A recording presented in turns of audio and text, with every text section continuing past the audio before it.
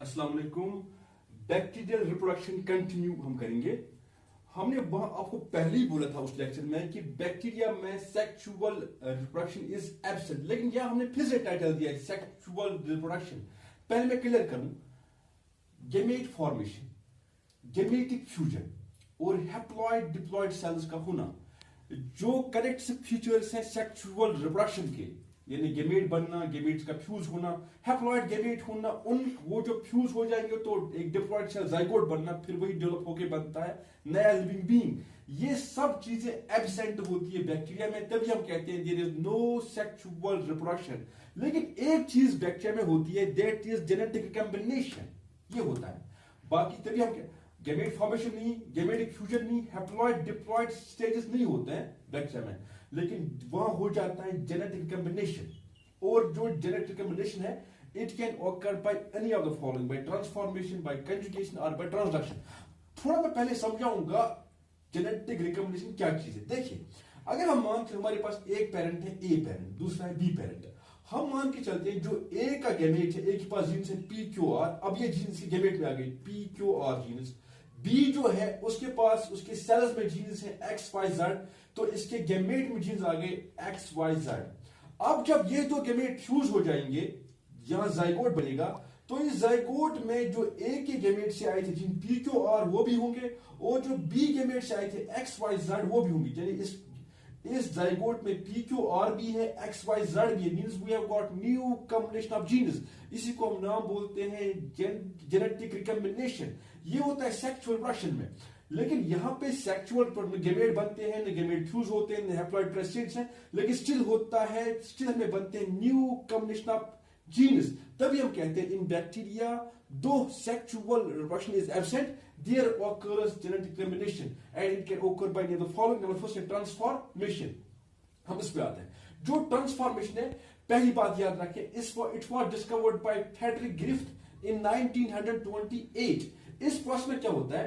It's a process of picking up of genes from the surroundings.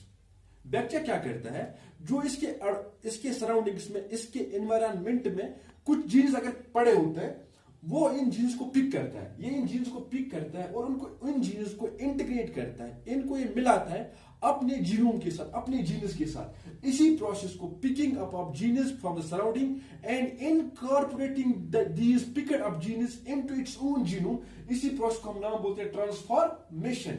अब अगर bacteria ने कुछ जीन्स उठाए मीडियम से, उनको अपने जीन्स के साथ मिलाया है, तो हमें यहां बनता है न्यू कॉम्बिनेशन ऑफ जीन्स। यहां एक बात याद रखने की है, every bacteria is not capable of picking up of genes from the medium.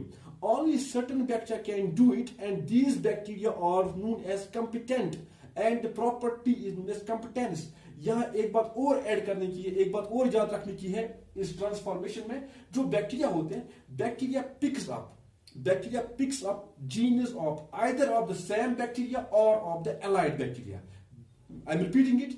Bacteria can pick genes from the medium either of the same bacteria or of allied bacteria. ये याद रख लीजिए। तो हम इसको फिर से रिकैप करेंगे। Process of picking up of genes from the medium and incorporating these genes into its own genome. This process is transformation. अब सेकंड तरीका है कंजुगेशन का। The process was discovered by Lederberg and Totten 1946. इस process में क्या होता है? It's a process of transfer of genes from one bacteria to another bacteria upon their contact via conjugation tube. दो बैक्टीरिया जब आपस में कंटैक्ट करते हैं, वहां पे एक बैक्टीरिया से कुछ जीन्स चले जाते हैं दूसरे बैक्टीरिया में। जिस बैक्टीरिया ने जीन्स को डोनेट किया उसको हम नाम बोलते हैं डोनर, और जिसने रिसीव किया उनको हम नाम बोलते हैं रिसिपिएंट। थोड़ा यहां देखिए, मैं इसको समझने की कोशिश करता हूं।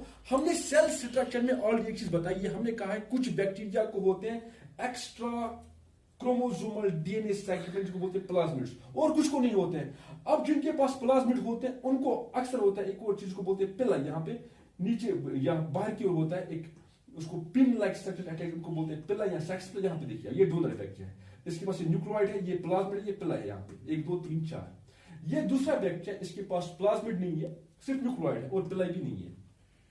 अब जब ये दो बैक्टीरिया कभी कंटैक्ट करते हैं, एक दूसरे के नजदीक पहुंच जाते हैं, तो जो डोनर बैक्टीरिया होता है ये क्या करता है, ये जो सेल वॉल होता है, रिसिपिएंट बैक्टीरिया को, उसको एक पोर कर दे, एक मतलब होल बना देता है और वहां पे एक ट्यूब जैसा बन जाता है जिसको हम बोलते हैं कंजुगेशन ट्यूब। इसी अवस्था में डोनर बैक्टीरिया क्या करता है, जो इसका प्लाज्मिड होता है ये इसको डुप्लीकेट करता है, क्योंकि प्लाज्मिड जो हम उसको कहते हैं extra chromosomal DNA segments.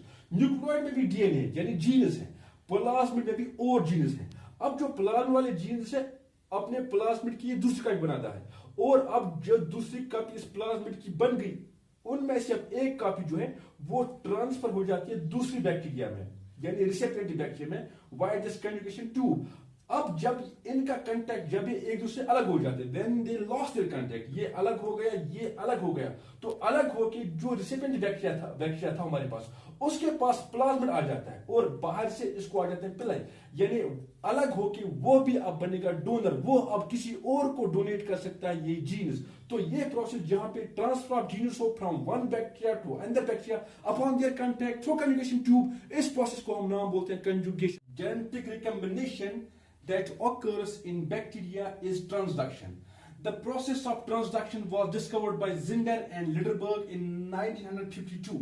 In this process, there is transfer of genes from one bacteria to another bacteria through the agency of viruses. Genes यहाँ पे एक बैक्टीरिया से जाते हैं दूसरे बैक्टीरिया में, लेकिन उनको लेके जाता है वायरस।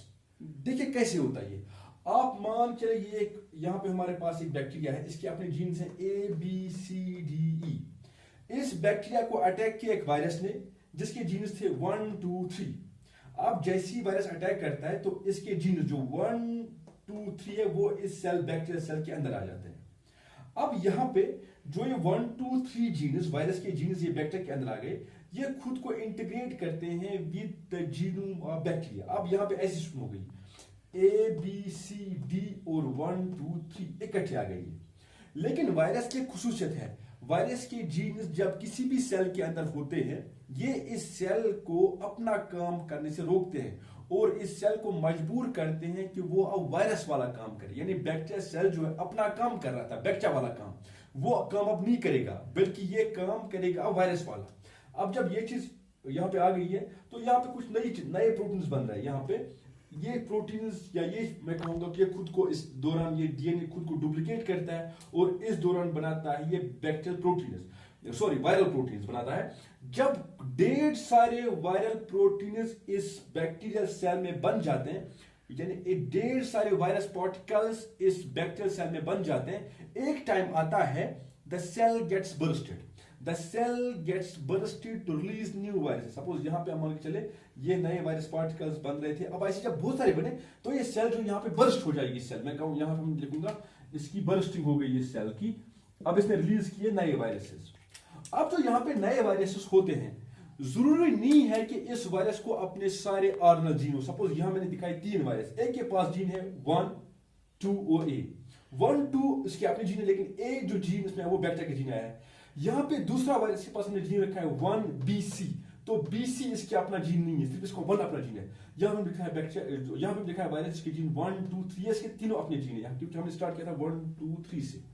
अब हम मान के चलते हैं जिस वायरस के पास जीन है अब 1 B और C, यानी इन जीन्स में से आधा जीन है वायरस का और आधे जीन है बैक्टीरिया की। अब अगर ये वायरस अटैक करता है दूसरे बैक्टीरिया को, से हमारे पास बैक्टीरिया है, इसके पास अपने जीन है P Q और S।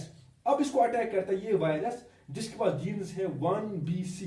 जब ये अटैक करेगा तो ये जीन्स 1 BC अंदर आ जाएंगे और ये जीन्स जो है वो मिलेंगे with the genome of bacteria, तो पूछनी हो जाएगी। P हमारे पास जो नया बैक्टीरिया यहाँ पे है इसके पास जीन्स ऐसे हैं P Q और S 1 B और C। यहां देखिए आप जो ये B और C है ऑरिजिनली ये जीन्स है इस वाले बैक्टीरिया के, B और C जीन असल में इस बैक्टीरिया के जीन्स हैं, लेकिन ये जीन्स अब आए हैं इस वाले बैक्टीरिया के पास, उनको लेकिन लेके आया है वायरस। उस ये जो ट्रांसफर हुई है ये हुई through the agency of virus. इसी चीज को when there is transfer of genes from one bacteria to another bacteria, असल में मैं कहूंगा एक बैक्टीरिया हमारे पास ये है, दूसरा बैक्टीरिया ये है। अब ट्रांसफर हुई जीन्स की from suppose bacteria A to bacteria B, लेकिन इस ट्रांसफर में रोल रहा है वायरस का। इसी प्रोसेस को हम नाम देते हैं ट्रांसडक्शन।